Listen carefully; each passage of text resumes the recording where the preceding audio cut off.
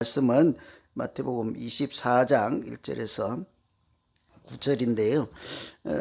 건강한 믿음을 위한 두 가지 생각해 볼 것 정도 생각하면 되겠습니다. 마태복음은요, 기본적으로 5가지 설교가 엮여져 있습니다. 근데 설교 말씀만 있는 것이 아니라 말씀이 있으면 그 행함이 같이 따라와요. 그리고 짝으로 설교, 행함, 설교, 실천, 이 5덩어리가 되어 있죠. 이렇게 구분하면 10개가 되겠는데, 그 5가지 설교의 주제는 산파, 천재, 종. 뭐 5가지 손가락은 외울 수 있잖아요. 이거 외워놓으면 마태복음 이해하는데 참 도움이 돼요. 만일에 이 가운데가 산파, 천이잖아요. 지금 내가 읽고 있는 부분이 무슨 말씀을 하려고 하는 말씀에 내가 지금 있구나. 그 가운데가 천국이니까. 예를 들면 13장은 씨 뿌리는 거 이런 얘기 나오면 어떻게 농사를 잘 지어서 부자 될까 이런 얘기를 하는 게 아니라 천국에 대한 말씀이다. 얼른 알아차릴 수 있죠. 처음에는 산상설교, 팔복 있는 거, 파는 파송이, 또 파뿌리 생각하실라. 어디 마늘, 파, 양파, 진절머리 나게 했잖아요. 그죠? 파송, 제자들을 파송하는 설교. 천국 설교, 제는 제자들에 대한 교회에 주시는 말씀. 마지막이에요. 그러니까 종이 뭘까요? 종말 얼른 생각나야 돼. 종말. 이 마지막에는 세상의 끝에 대한 말씀이에요. 종말에. 오늘 우리가 읽은 이 말씀 24장부터 뒤에는 세상 끝날에 대한 말씀, 종말에 결국은 이런 말씀이죠. 그래서 오늘 성전에 대한 말씀인데 이것이 단순히 성전에 대한 말씀이 아니라 세상 끝날에 대한 말씀이구나 하면 얼른 이해하고 기도 제목을 찾고 같이 기도하기가 쉽겠죠. 예수님께서 성전에 계시다가 성전을 떠날 때에 성전을 나오시면서 이렇게 제자들과 대화를 나눈 말씀입니다. 성전을 떠난다 하는 것은 우리가 여기서 저쪽으로 간다, 장소 이동 그런 차원이 아니라 예수님께서 떠나신다 하는 것은 심각한 거죠. 장소 이동이 아니라 하나님이 우리와 함께 하시지 않는다 이런 얘기를 상징적으로 예수님이 떠난다 그러시죠. 구약 성경에 이렇게 바벨론에 의해서 예루살렘 하나님의 백성들이 멸망할 때 거기 잘 보시면 마지막에 성령이 그 예루살렘을 떠난다 이렇게 되어 있습니다. 그러니까 그 죄로 또 악이 범람하는 그 자리에 사람들에게 하나님이 함께 하시지 않는다는 경고의 말씀이죠. 그렇지만 눈물겨운 말씀은 함께 하시진 않지만 하나님의 본심은 무엇이겠습니까? 우리를 고아처럼 완전히 버리고 2번 다시 보지 않겠습니까? 하나님은 그런 속 좁은 하나님이 절대 아니에요. 우리는 한번 삐지면 한평생 안 보잖아요. 그죠? 이 복도 그 간격이 얼마나 먼지 몰라요. 아마 제 짐작에 이쪽 줄하고 이쪽 쪽은 사이가 안 좋을 거예요. 가만 보면 여기 앉은 분은 항상 여기예요. 여기 앉은 여기예요. 아마 안 좋을 것 같아 제 생각에. 우리는 그런데요. 하나님은 그렇지 않아요. 성전을 떠나고 예루살렘을 떠나고 하나님은 백성을 떠나는데 하나님이 어디 가 계십니까? 바벨론 포로로 잡혀간 그 백성들 한가운데 가셔서 그들의 눈물을 닦으시고 그들이 다시 돌이켜 회개하여 하나님 나라를 온전히 회복할 수 있도록 함께 가시죠. 이 하나님이죠. 오늘 그런 종말에 대한 말씀, 성전을 떠난다 하는 것은 단순히 장소 이동이 아니라 하나님의 제자 백성들과 사람들과 함께 하시지 않는다. 심각한 상황이잖아요.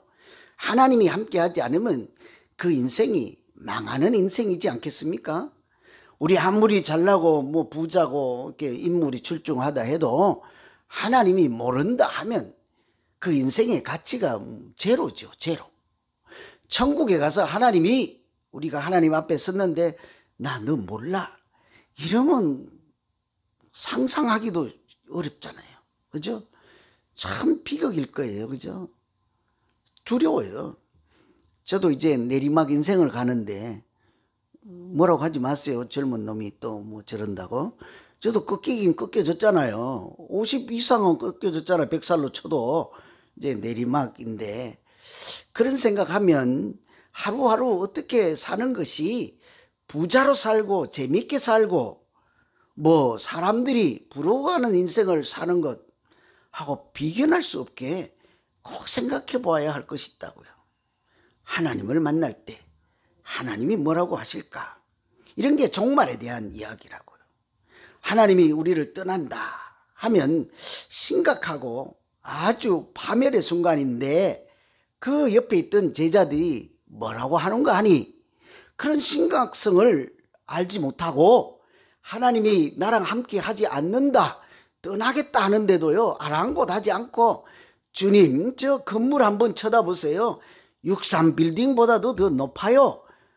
대리석이 얼마나 이쁜지 휘황찬란하나이다. 얼마나 웅장하고 우리 교회 건물은 LA에서 알아주는 건물이 올시다. 이런 얘기를 하는 거죠. 정작 예수님은 그 건물이 아니라 우리의 마음을 보시고 믿음이 어떠한지를 보시면서 하나님이 함께 하지 않을 그런 믿음의 상태를 말씀하시고 걱정하시고 기도하시는데, 우리는 뚱딴지 같은 소리를 하며 신앙생활을 얼마든지 할 수 있다는 거예요. 그 제자들처럼 그렇게 겉모양으로 또는 다른 소리 하지 않고 건강한 믿음 생활을 하려면 우리가 무슨 고민을 해야 될까? 오늘 말씀 보며 한두 가지 생각해 보려고 합니다. 먼저 우리가 오늘 이 말씀 중에 가지고 기도할 것은, 겉으로 화려한 것보다 속이 가득해야 한다. 내적인 충만이 있어야 한다죠. 겉으로 표면이 화려한 것보다 마음이 중요하다라고도 할 수 있겠죠. 건물이나 성전보다 더 중요한 것은 무엇이겠습니까? 하나님인 거죠. 건물이 아무리 화려하고 크리스탈 대리석 뭐 성전에서 관광객들이 많이 오는 미국의 그 유명한 무슨 교회 있잖아요, 그죠? 전 지금 기억은 하는데 말은 못하겠다. 그 교회 욕하는 꼴이 되니까. 크리스탈 뭐 그죠? 이런 데 있는데 건물이 화려하고 반짝거리고 유리고 막 관광객이 오는 게 중요한 것이 아니라, 초가집 같아도 누추해도 여기 하나님이 계신다 하는 것이 더 중요하지 않겠습니까? 여러분 건물을 막 역사적 건물로 잘 공들여 건축하실래요? 그냥 비는 새고 지붕은 뚫려 있어도 하나님이 함께 하시는, 하나님이 계신 곳에 믿음 생활 하시겠습니까? 건물 붙잡고 해봐야 아무 소용없어요. 그 안에 하나님이 계셔야 한다고요. 그 안은 이렇게 여기 저 제자들이 그 뭐라고 합니까? 성전을 나가실 때 주님 보십시오. 얼마나 화려하고 웅장합니까? 그렇게 하죠. 실제로요. 공동 번역에는 이렇게 했습니다. 선생님이여 이 돌들이 어떠하며 건물이 어떻습니까?가 일반적인 번역인데, 공동 번역에는 얼마나 화려한가요? 이렇게 돼 있다고요. 이 건물이 얼마나 화려합니까? 자랑을 하는 거죠. 건물 자랑을. 그런데 예수님은 지금 어디를 보고 계십니까? 건물을 쳐다보는 것이 아니라 자기 옆에 있는 사람들의 마음을 보시고 거기에 하나님이 계실 만한 마음인지를 살피고 그들과 함께 하시는지를 궁금해하고 있는 것이지 않겠습니까? 우리가 신앙생활할 때 정말 중요한 거예요. 우리가 옷이 얼마나 비싸고 아름답고 이런 게 중요한 것이 아니라 설사 깨끗하다 할지라도, 저 지금 오늘 아침에 오는데 운동화 더러워요. 흙이 있어요 지금. 그래서 좀 얼른 하고 와야 되는데 늦잠도 잤겠지만 이렇게 뭐 일주일 내내 이리 뛰고 저리 뛰고, 저는 별로 사실 안 했어요. 과장해서 여러분의 모양을 제가 빌어서 하면 했으니 하나님이 중심을 보시겠지. 변명 같지만 이렇게 하자는 소리로 예를 들면 그렇다는 거예요. 우리가 이렇게 건물을 자랑하고 외관을 자랑하고 형식을 자랑할 것이 아니라 무엇이든지요. 사실은 그 안에 내면이 무엇이겠습니까? 성령이 충만한지, 내 믿음 생활 안에는 하나님의 생명 양식된다는 말씀이 들어있는지, 내 기도는 나 혼자 하는 기도가 아니라 하나님을 붙잡고 하는 기도인지, 그냥 하나님이 나에게 말씀해 주시는 것을 내가 들으면서 기도하는지, 이런 아주 중요한 본질들이 있지 않겠습니까? 그래서 오늘 고린도전서에 있는 말씀처럼 너희가 곧 하나님의 거룩한 집 성전이라 했잖아요. 그죠? 우리도 이번 장마에 비가 얼마나 샜습니까? 그죠? 본당 입구에도 비가 샜고, 화장실에도 비가 샜고, 주방에도 비가 샜습니다. 그죠? 좀 안타깝긴 하지만 그래도 물 보낼 때도요, 신이 났어요. 괜찮아요. 뭐 좀 새면 어떻습니까? 단지 우리 마음에 구멍이 뚫려서 우리의 성령과 말씀과 기도와 하나님이 새지 않고 우리 신앙이 주 안에서 건강하고 하나님 보시기에 기뻐하실 만한 믿음만 될 수 있다면 비 하나쯤 새는 거 뭐 어때요? 캘리포니아에는 비가 많이 오지 않아서 그렇게 뭐 건물이 무너질 정도는 아니라고요.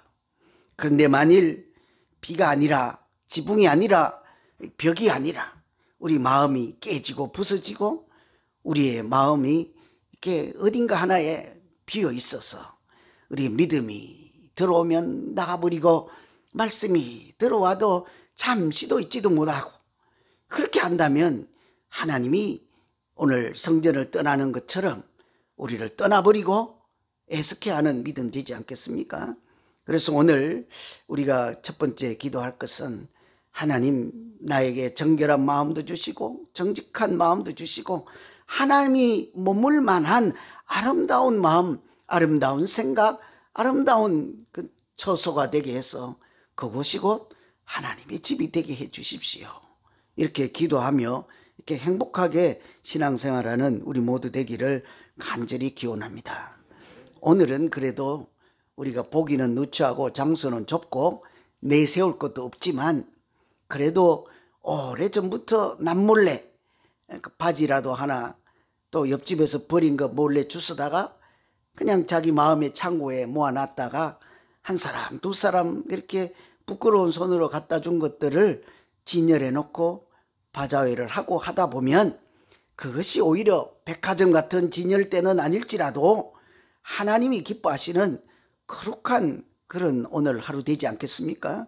이렇게 행복한 마음으로 오늘 바자회도 해서 이렇게 우리의 연약함으로 오히려 더 연약한 자들을 돕는 하나님의 손길이 되는 그런 귀한 날 되기를 간절히 소망합니다. 두 번째는요, 우리의 화려함보다 이제 속이 중요하다가 첫째잖아요. 두 번째 가장 중요한 것은 지금이다라는 거예요. 우리가 이런 얘기는 참 많이 들어요. 그죠? 이렇게 참 중요한 것은 지금이다, 지금. 지금 당신 앞에 있는 사람, 누가 제일 귀합니까? 누가 제일 소중한 사람입니까? 집에 있는 남편이요, 뭐 그러겠죠. 한국에 있는 딸이요, 그러겠죠. 그러나 지금 내 옆에 있는, 내 앞에 있는 분이요. 아니, 내일 비행기 안 뜨면 못 들 거예요? 못 가는 거지. 그죠? 그게 지금 당장은, 아니, 내가 배고파 죽겠는데 지금 나를 살려줄 사람 누구예요? 저 동부에 있는 딸 비행기 타고 오려면 나 꼴까닥 숨 넘어간 뒤에 도착할 수도 있어요. 오늘 당장 나에게 필요하고 내가 섬길 사람, 소중한 사람들은 당장 옆에 있는 사람들 있죠. 얼마나 중요합니까? 그죠? 많은 경험들 하잖아요. 시간적으로도 마찬가지라고요. 우리 내일 잘 될 것입니다. 우리 교회도 지금처럼 열심히 하고 한 마음으로 믿음 생활을 하면 하나님께서 틀림없이 부흥의 은혜도 주시고 LA에도 소문난 교회가 될 줄로 믿습니다. 이미 많은 사람들이 좋은 교회라고들 해요. 여러분도 어디 가서 들어보셨는지 모르지만, 그죠? 그런데 그래도요, 중요한 것은 오늘이에요. 지금이에요. 오늘 이 말씀 중에 보면 이 성전이 자랑하는, 이 화려하지 않습니까? 자랑하는 제자들에게 뭐라고 합니까? 돌 위에 돌 하나 남지 않고 성전이 그냥 무너져 버릴 것이다, 이런 얘기를 하죠. 건물이 무너지지 않을지라도 그 소용이 없다는 얘기죠. 실제로는 성전도 다 무너지지 않습니까? 그 벽 하나 지금 남아 있잖아요. 근데 그런 제자들에게 예수님이 그 대화를 나누는 중간에 제자들이 또 한마디 질문을 하죠. 그러면 언제 그런 일이 일어나오리까요? 언제 그런 일이 생깁니까? 언제요? 그런 결정적이고 마지막 때가 언제입니까? 예수님 뭐래요? 언제라고 말씀하지 않습니다. 항상 지금 우리는 오늘 말씀을 견주어서 보면 그때는 미혹을 당하는 일이 있을 것이고 난리가 날 것이고 나라와 나라가 대적하고 너희를 핍박하는 자들이 있을 것이고 이런 얘기를 하죠. 그 말씀은 무엇이겠습니까? 시간이 중요한 것이 아니라 오늘 당장 그날이 온 것처럼 세상에 미혹당하지 말고 하나님을 붙잡고 사는 것이 더 중요하다.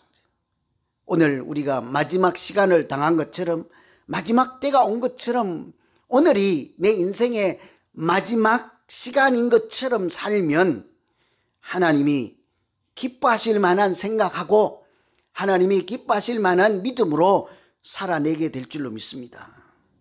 마지막을 한 번도 아직은 생각을 안 하시죠? 아직 세월이 많아가지고, 그죠?